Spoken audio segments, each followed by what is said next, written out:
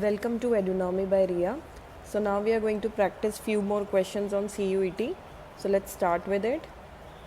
Question number 1 is which of the following is a final good? So ये मैंने आपको last video में भी समझाया था फाइनल और इंटरमीडिएट गुड में. सो मैं रिपीट करके बता रही हूँ कि फाइनल गुड वो होते हैं जो कि या तो कंजम्पशन के लिए काम आते हैं बाय हाउस होल्ड्स, राइट, या फिर वो इन्वेस्टमेंट के लिए काम आते हैं बाय फर्म्स, राइट. अब इन्वेस्टमेंट में जनरली हम दो टाइप के इन्वेस्टमेंट्स को देखते हैं. एक इन्वेस्टमेंट देखते हैं कैपिटल गुड्स की विच goes for more than a year, durable nature का होता है. और दूसरा आप रॉ मटेरियल समझ सकते हो या चेंज इन स्टॉक कर सकते हो, ठीक है, जो लेस देन अ ईयर के अंदर यूज़ हो सकते हैं.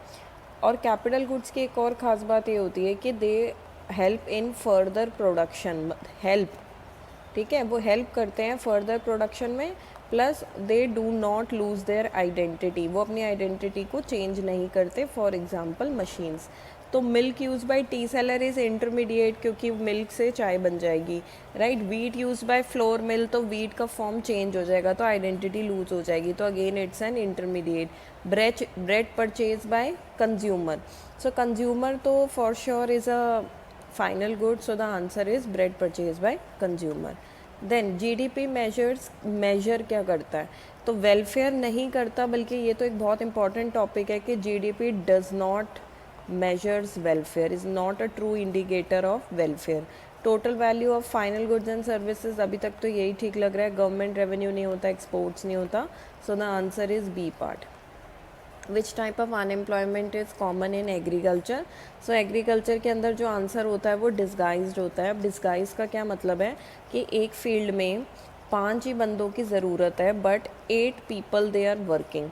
तो रिक्वायर्ड कितने हैं? 5 people are required but apparently 8 people are working there. तो जो 3 एक्स्ट्रा लोग हैं, 3 एक्स्ट्रा पीपल हैं, they are doing under employment. Under employment means कि जो उनकी कैपेसिटी है, और इवन 3 क्यों, बाकी सारे 8 के 8 जितने भी टोटल 8 है वो सारे अंडर एम्प्लॉयमेंट अपनी कैपेसिटी से कम काम कर रहे हैं. तो इसको बोलते हैं डिस्गाइज्ड. डिस्गाइज्ड का अगर मतलब देखोगे तो disguised is hidden. Hidden unemployment, कि आपको पता नहीं चल रहा, देखने में लग रहा है कि वो एम्प्लॉयड है बट वो हिडन है कहीं ना कहीं. फ्रिक्शनल का क्या मतलब होता है? फ्रिक्शनल का मतलब है कि आपकी इकोनॉमी में कई बार फुल एम्प्लॉयमेंट लेवल, मतलब अगर एक जगह पे 4 बंदे हैं तो चारों के चारों काम कर रहे हैं, राइट, फुल एम्प्लॉयमेंट लेवल है. लेकिन स्टिल इनमें से कोई एक बंदा होगा जो फॉर फ्यू डेज आपको अनएम्प्लॉयड नज़र आएगा, और उसका रीज़न होगा job change. Because he is changing his job, may be he is having lack of information कि अब कौन सी जॉब उसके लिए सही है, तो he is taking time to find out, to give interviews वगैरह. तो उस टाइम पीरियड के लिए जो अनएम्प्लॉयड है उसको बोलते हैं फ्रिक्शनल. स्ट्रक्चरल का क्या मतलब होता है? स्ट्रक्चरल मतलब कि आपकी इकोनॉमी में कोई टेक्नोलॉजिकल चेंज आया है जिसकी वजह से लोग अनएम्प्लॉयड हो रहे हैं. जैसे हम एग्जांपल देते हैं कि कोविड टाइम में जब एकदम से ऑनलाइन टीचिंग आ गई थी तो many teachers were not equipped to do that, right, online teaching. तो for some time period they all were unemployed, so that is called as structural change. और साइक्लिकल का क्या मतलब होता है? साइक्लिकल का मतलब होता है according to business cycles. Business cycles मतलब हर मोस्टली डेवलप्ड कंट्रीज़ के अंदर 2 फेजेस आते हैं, एक बूम फेस आता है और एक रिसेशन का फेस आता है. तो बूम फेस मतलब अच्छा टाइम होता है, तो वहाँ पे प्रोडक्शन हाई होती है, डिमांड हाई होती है, इसलिए सबको जॉब्स मिल जाती है. लेकिन जब रिसेशन का टाइम आता है तो लोगों के अंदर फियर होता है, अनसर्टिनिटी होती है, तो एग्रीगेट डिमांड बहुत कम होती है. एग्रीगेट डिमांड कम होने की वजह से एग्रीगेट सप्लाई को हमें कम करना पड़ता है, जिसकी वजह से हमें लोगों को फायर करना पड़ता है. फायर मतलब अनएम्प्लॉयमेंट होती है. तो अगर रिसेशन की वजह से अनएम्प्लॉयमेंट है तो हम उसको साइक्लिकल बोलते हैं. तो इसमें जो आंसर है वो डिस्गाइज्ड है, बट मैंने तुम्हें साइक्लिकल भी साथ साथ समझा दिया है. इससे मुझे एक और क्वेश्चन याद आ रहा है कि बहुत बार लिखा होता है कि अकॉर्डिंग टू कीन्स किस चीज़ की कमी की वजह से अनएम्प्लॉयमेंट आता है, right. According to case lack of dash leads to unemployment. तो जो इसका आंसर होता है ना वो होता है इफ़ेक्टिव डिमांड. इफ़ेक्टिव डिमांड का क्या मतलब? वो लेवल ऑफ डिमांड जहाँ पे एग्रीगेट डिमांड और एग्रीगेट सप्लाई आपस में इक्वल होते हैं। तो जब तक कंट्री के अंदर डिमांड नहीं है, एग्रीगेट डिमांड नहीं है, तब तक लोगों को जॉब्स नहीं मिल सकती है। Question number 4, MPC refers to. So MPC के लिए अंदर मार्जिनल वर्ड का मतलब क्या होता है? वन एक्स्ट्रा, एक एडिशन। तो propensity is like your behaviour, your habit to consume. तो जब आपके पास एक एक्स्ट्रा यूनिट ऑफ मनी आती है और उसमें से आप कितना स्पेंड करते हो, इसको बोलते हैं MPC। मतलब आपका नेचर कैसा है उसको स्पेंड करने का। फॉर एग्ज़ाम्पल अगर MPC की वैल्यू है 0.8, तो इसका क्या मतलब है कि हर 10 रुपये में से आप 8 रुपये खर्च देते हो, कंज्यूम कर देते हो, राइट। या अगर मैं 0.8 को ही लिखूँ तो इसका क्या मतलब है? हर 1 रुपये में से आप 0.8 रुपीज़ खर्च देते हो। तो ये आपकी प्रोपेंसिटी है, ये आपका बिहेवियर है खर्चने का। तो change in consumption due to change in income, this is your answer, right. Formula मैंने यहाँ पे लिख के दे दिया है, delta C upon delta Y. This delta represents change, तो change in consumption due to change in income. Next question number 5, which is the function of money? Medium of exchange, yes it is one of the primary functions. जैसे पहले कहते थे कि barter system था, barter system में बहुत दिक्कत होती थी, राइट। वो दिक्कत का नाम क्या था? Double coincidence of wants. तो इसको हटाने के लिए मनी को इंट्रोड्यूस किया so that it acts as a medium of exchange. Store of value, yes, आप अपने पैसों को स्टोर कर सकते हैं, बैंक में जमा करा सकते हैं, लॉकर में रख सकते हैं। ऑल दो उसकी परचेजिंग पावर डिक्लाइन करती है due to inflation rate, but है तो वो भी स्टोर ऑफ वैल्यू का काम करता है। यूनिट ऑफ अकाउंट का क्या होता है? यूनिट ऑफ अकाउंट का मतलब ये है कि फॉर एग्जांपल एक जना शूज़ खरीद रहा है और दूसरा वेजिटेबल्स खरीद रहा है, तो shoes is often measured in, मतलब उसका पेयर में लिया जाता है, और वेजिटेबल्स आर इन केजीज। तो हम इनको कंपेयर नहीं कर सकते हैं, बट हम क्या कर सकते हैं, इस शूज़ की वैल्यू को मनी में कंपेयर कर सकते हैं और ऐसी वेजिटेबल की भी वैल्यू को मनी में कर सकते हैं। Now they are comparable. अब आप समझ सकते हो कि money is use as a unit of account, मतलब आप हर एक चीज़ को मनी के टर्म्स में रिप्रेजेंट कर सकते हो, जो कि आपको फैसिलिटेट करेगी transactions. So answer is all of the above. ये वाला क्वेश्चन भी देख लेते हैं। न्यूमेरिकल क्वेश्चन है, identify the value of net national product at market price, और दे क्या रखा है? GNP दे रखा है। तो आपको हमेशा एक आधी चीज़ें इसमें ध्यान रखनी है कि जो निकालना होता है, जैसे NNP एट MP निकालना है, वो आप लेफ़्ट साइड पे रखोगे, ठीक है। और जो आपको गिवन होता है GNP एट MP, क्वेश्चन में वैल्यू उसकी गिवन है, वो आप राइट साइड रखोगे। अब आपको करना क्या है, ये राइट साइड वाले में ऑपरेशंस करने हैं प्लस माइनस के, सो दैट आप लेफ़्ट साइड तक पहुंच सको। जैसे ये ग्रॉस है और अब आपने किस पे जाना है? नेट पे जाना है। तो आप क्या करोगे? माइनस डेप्रिसिएशन, क्योंकि किसी भी investment, gross investment is like total investment. तो जो ग्रॉस इन्वेस्टमेंट है उसमें से जब तक आप डेप्रिसिएशन नहीं निकालोगे, मशीनरी कैपिटल हमेशा डेप्रिशिएट करती है, तो वो नेट तभी आएगा, ठीक है। और क्या है? नेशनल प्रोडक्ट सेम है, कोई ऑपरेशन नहीं है। MP बिल्कुल सेम है, तो इसमें तो कुछ करना ही नहीं है, सिर्फ इतना ही माइनस करके आंसर देना था। So this is 2190 minus depreciation is 180 rupees, ठीक है। तो आंसर कितना हो गया? This is 2010। D part is the answer. ज़रूरी नहीं है कि जितनी इन्फॉर्मेशन सप्लाई हो आपको सब कुछ वो करके देना है, आपको सिर्फ अपने फॉर्मूला पे ध्यान देना है कि वो क्या पूछ रहे हैं, बाकी rest of the information is for confusion. Next, suppose there is fall in demand in order to overcome the situation, ठीक है। डिफ्लेशनरी प्रेशर है, ऑब्वियसली डिमांड कम है तो कौन सा आंसर होता है? डिफ्लेशनरी है। तो गवर्नमेंट ने सोचा कि चलो कुछ मेजर्स इम्प्लीमेंट करते हैं, लाइक टैक्सेस कम कर दिए गवर्नमेंट ने, गवर्नमेंट स्पेंडिंग बढ़ा दी है, सब्सिडीज़ देना स्टार्ट कर दिया। तो गवर्नमेंट कौन सा ऑब्जेक्टिव कर रही है, राइट। ऑब्जेक्टिव का क्वेश्चन तो बोर्ड्स के टाइम पे भी रिपीटेडली बोला गया था कि ऑब्जेक्टिव्स का क्वेश्चन ज़रूर प्रिपेयर करो। तो देखो, इन्फ्लेशन, डिफ्लेशन, ये दोनों को स्टेबलाइज करना is called as economic stability, ठीक है। तो दिस इज़ द ऑब्जेक्टिव। अगर दूसरे ऑब्जेक्टिव्स को भी डिस्कस करना है, रीएलोकेशन ऑफ रिसोर्सेज, मतलब वही रिच से टैक्स लिया और पुअर को सब्सिडी दे दी, ठीक है, या फिर डायरेक्ट प्रोडक्शन भी हो जाता है। रीडिस्ट्रीब्यूशन ऑफ इनकम के अंदर भी सेम होता है कि भाई so that income inequalities are less, so taxes are charged on या taxes are levied on luxury goods and subsidies are provided on necessities. Regional inequality का क्या मतलब है कि जितने भी बैकवर्ड एरियाज़ होते हैं सरकार वहाँ पे इंसेंटिव्स देती है to promote industrialisation so that there is job creation. Next question, inflation is continuous rise in general price level, ठीक है, तो ये तो बहुत इजी था, इसमें बाकी सारे ऑप्शन तो कुछ भी नहीं बन रहे। Then next, which sector is known as primary sector, again an easy one, agriculture.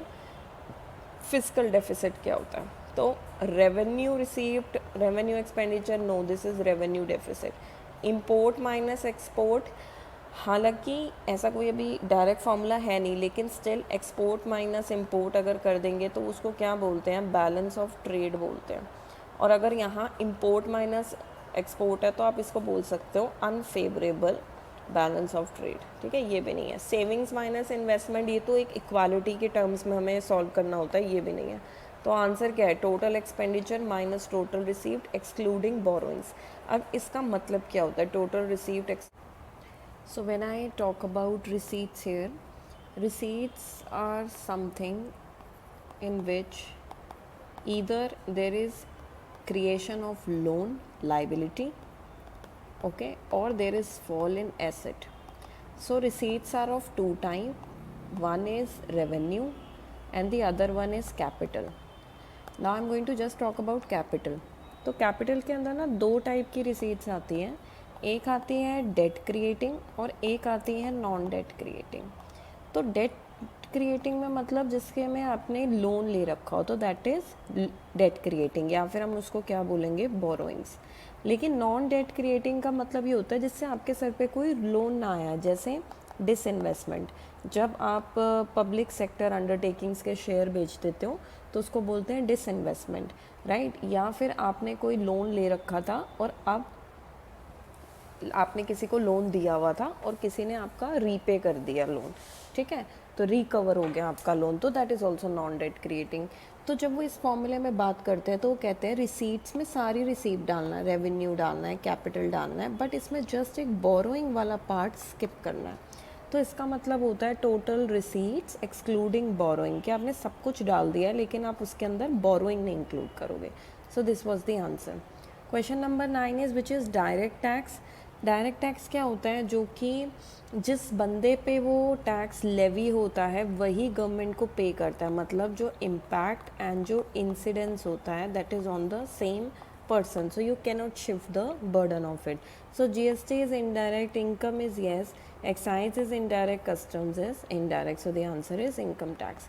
Opportunity cost is the next best alternative foregone, इसकी कॉस्ट को बोलते हैं। नेक्स्ट बेस्ट का मतलब होता है जो आपने सैक्रिफाइस कर रखा है, मतलब कुछ पाने के लिए जो खो रखा है उसको अपॉर्चुनिटी कॉस्ट कहते हैं।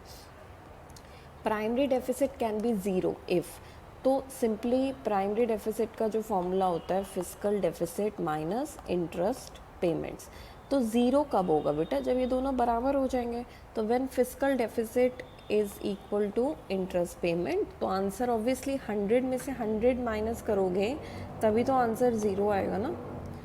Then question number 38, at full employment level, okay, demand and supply are same, so what is the impact of price level if there is a rise in excess demand। तो सबसे पहले तो जो normal वाला diagram है उसको सीखते हैं। This is 45 degree aggregate supply और income curve, and this is aggregate demand starting from an intercept. So wherever they meet, that is equilibrium. This is the income, the employment and the output level. When there is increase in demand, so increase in demand I am showing with a dotted line, there's an upward shift, this is aggregate demand. So a new equilibrium is formed, earlier it was 1, now it is 2, so a new y dash, e dash, o dash is formed. Now what they are saying, that what will happen to the price level, they are just talking about price level is going to rise. Why? Because you are already at the full employment level, so you won't be able to increase the aggregate supply. So when aggregate demand is more than aggregate supply, now you are not able to increase aggregate supply, it is constant, so it will increase your prices, or we can say in economic terms that it will cause inflation. Question number 39. Net factor from abroad is taken into account when national income is calculated by. So net factor income, right? All three methods, because at the end if we need to compare or we need to calculate national product from domestic product, so we have to add net factor income from abroad. So all three methods are fine. The next question, law of demand states that inverse relationship is there. Okay, so this can't be the answer, this is the answer. B part is the answer. Elasticity. I have explained you beforehand also, watch my videos. I have explained the entire concept of elastic demand. I think it was part of CUT second video or first video. So in elasticity is in terms of quantity. So when your quantity changes, so we call it as elastic demand, right? So when quantity changes, we call it as elastic demand. So quantity does not change, no quantity demanded changes significantly. Significant का मतलब अच्छा खासा, ठीक है. Price does not change, ये कहीं mention नहीं है, because this concept is all related to quantity. Demand is fixed, no. So the answer is this. Now why, what is the importance of this word significant? Because there can be two ways, that change in quantity is less than price, change in quantity is less than change in price, or change in quantity is more than change in price. So when quantity changes more, we call it as elastic demand, and when the quantity changes less, we call it as inelastic demand. Supply curve generally slopes upward, there's no doubt about it, right? A market with a single seller is monopoly. Mono means single, right? So oligopoly is like few large sellers like OPEC. Monopolistic is large sellers, right? And perfect competition is like very large sellers. Although this was not part of your course, right? The three were not part of your course, but to understand perfect competition, you require some basic knowledge about rest 3 also. National income में transfer payment नहीं. Transfer क्या होता है? Without any service rendered नहीं. Factor income yes included by factors of production. Factors of production learn करने का एक बहुत आसान सा तरीका बताती हूँ. Learn the word cell. So C stands for capital and E stands for entrepreneur. L can be land and again an L can be labor. So what is the return to all four? Capital gets interest and entrepreneur gets profit, land gets rent, and labor can get either wages or salaries. Right now many students have a doubt that why does capital get interest. So what happens is, like capital we refer it to machinery, machine को कहते हैं general terms में. तो जब कोई investment करता है heavy machinery के अंदर, तो एंटरप्रेन्योर कभी भी अपने खुद की सेविंग्स नहीं लेता, वो उसके लिए हमेशा क्या बोरो करता है? लोन. और लोन पे उसको क्या चुकाना पड़ता है? Interest.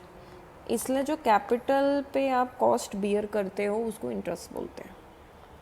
Bank rate is a rate at which banks lend to customer. No bank at which central bank lends to commercial banks. ठीक है. Interest on deposits is not bank rate. Tax on banks is not bank rate. Repo rate. So RBI rate at which RBI borrows from bank. नहीं, that is reverse repo. ठीक है. Rate at which banks borrow from RBI is the correct option, and last two options are incorrect. सो अगर conceptual wise देखा जाए तो bank rate और repo rate में basic difference क्या होता है? पहली बात तो दोनों में जो सिमिलैरिटी है वो यही है कि सेंट्रल बैंक जो कमर्शियल बैंक्स को रेट चार्ज करता है उसको बैंक रेट बोलते हैं या रेपो रेट बोलते हैं. ये इसकी सिमिलैरिटी है. फ़र्क कहाँ पे आ जाता है this is on long term basis, लंबे समय के लिए, and this is on short term basis. पहला difference. Second difference is that no collateral या फिर securities is taken by RBI, but here it is on the basis of approved securities. मतलब commercial bank को कुछ securities इसमें जमा करानी पड़ती है तभी ये हो पाएगा. ठीक है, तो ये बेसिक डिफरेंस है आपके लिए, इस बात को ध्यान रखना. Question number 18 is BOP records balance of payment. तो पूरा होता है ओनली, मैंने पहले ही बताया था, only word is a very tricky word. इसको कम ही यूज़ में या कम ही ऑप्शंस में, मतलब 100 में से 1 क्वेश्चन ऐसा होगा जहाँ ये ठीक है, अदरवाइज ये ठीक नहीं होगा. All economic transactions with rest of the world, this is basic definition of BOP. Capital account में क्या क्या आ जाता है? गुड्स नहीं आएगा, सर्विस नहीं आएगा, फॉरेन इन्वेस्टमेंट आएगा. क्यों? कैपिटल अकाउंट का नेचर ऐसा होता है कि ईदर लाइबिलिटी रिलेटेड होगा या फिर एसेट रिलेटेड होगा. तो जब कंट्री में इन्वेस्टमेंट्स आते हैं तो that increases your assets. Investment आता तो क्यों? क्योंकि आपके पास रिसोर्सेज आ रहे हैं ना. Okay, so this is part of capital account. Marginal cost. ना मार्जिनल इज़ 1 एक्स्ट्रा. किस चीज़ की कॉस्ट है? 1 एक्स्ट्रा यूनिट प्रोड्यूस करने की जो कॉस्ट होती है, that we call it as marginal cost. So total नहीं है कॉस्ट ऑफ प्रोड्यूसिंग 1 एडिशनल. देखो, अगर आप बेसिक मतलब भी जानते हो ना तो पहले आंसर आएगा, फिर आप ऑप्शंस को एक्सप्लोर करोगे अपने दिमाग में. फिक्स कॉस्ट नहीं है, एवरेज कॉस्ट नहीं है. Okay, so that's all. These were the practice questions that we did. If there's any confusion in any topic, just write it in the comment section. I will make a short video on that topic. Right? Thank you so much.